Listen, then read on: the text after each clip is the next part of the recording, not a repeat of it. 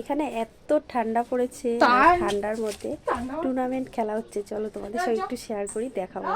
চলো, র্যাকেট খেলা, রাত্রেবেলা পুরো অন্ধকার, মাঠে খেলা হচ্ছে, মাঠে হচ্ছে খেলা। চলো দেখাই।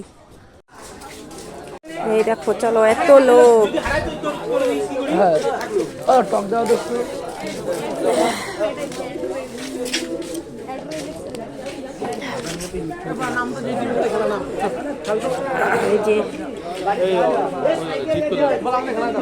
এই যে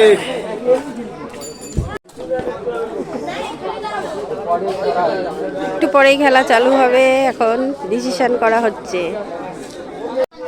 একটু পরেই খেলা চালু হবে। হ্যাঁ,